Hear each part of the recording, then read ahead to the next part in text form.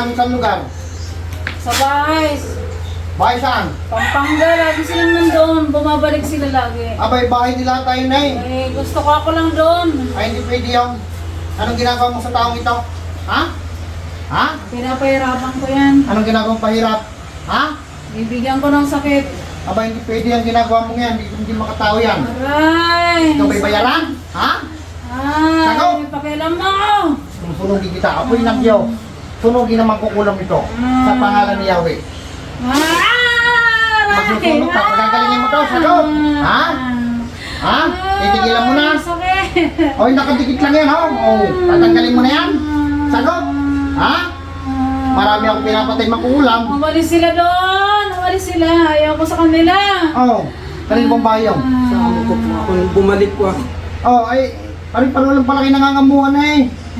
Ha? Yung amo magpapasya hindi ikaw, ha? Ha? Sagot! Ayaw!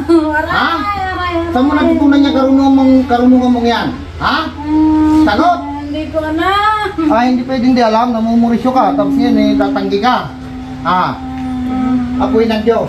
Sunugin naman kukulam nito. Aray! May kuryente ha, kakalasin mo, hindi. Kakalasin mo, sagot!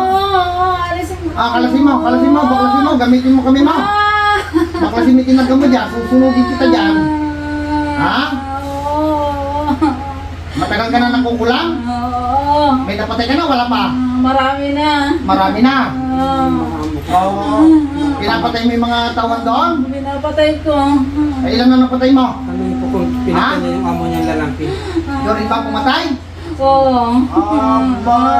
Babae ka, lalaki? Lalaki! Lalaki ka? Oo. Lulong ka magkukulang pa, paano yan? Pasensya ka. Sa batas ng Diyos, pinapatay ang mangkukulam, nakalagay yan sa Exodo 18. Patayin ang mga mangkukulam, paano yan? Wag! Ha? Wag! Ay, hindi ka naaawa sa tao, akong papatay sa iyo. Ha? Marami ka pang pupresyoin, ha? Aray! Pasensya, ha? Sige. Tatapusin na kita, ha? Na hindi ka na makapaminsala.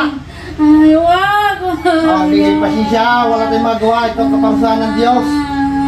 Diyos ng anihan. Diyos na pumupugot ng ulo ni ibang Diyos na kinatakutan ni Lucifer. Patayin na magkukulam ito sa ngalan ni Yahweh.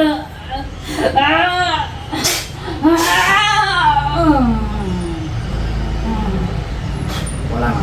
Patayin mo pag hindi makabalik. Sige, sige.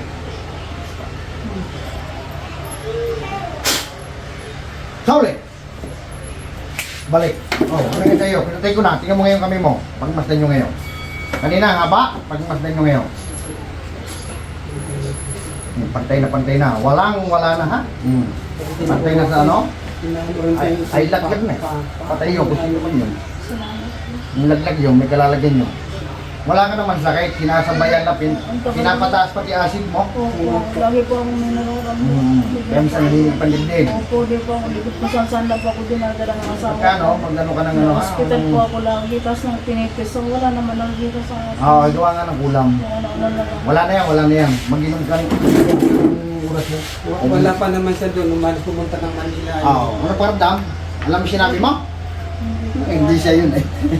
Laglag yun. Alam, pumunta siya ng Manila eh. No, hindi naman pinatay ng manggagamot mo, kinalas lang. Umalis na po. Ay, aking gilit, ay laglag yun. Tinanong kasi namin kung ganyan din ako. Oo. Sabi ko, alis na lang po ako, pinagbigyan ko kasi. Pero may sinungaling yung ganyan, alis lang ako pero uulit. Kaya gilitan mo, nang hindi na makaulit. Magaling na yan. Yan ay hindi na makapabalik. Yung gilitan mo. Ano po lahat inoperahan? Tinutirahan po yung mga kasama ko. Mga kasamahan sa trabaho. Yung mga kasamahan sa trabaho. Kasama ko sa trabaho, inoperahan. Sa tiyan sa tiyan niya binibira lahat. Oo. Lahat sa tiyan. Ngayon, ganitong kayo mo magpakuha.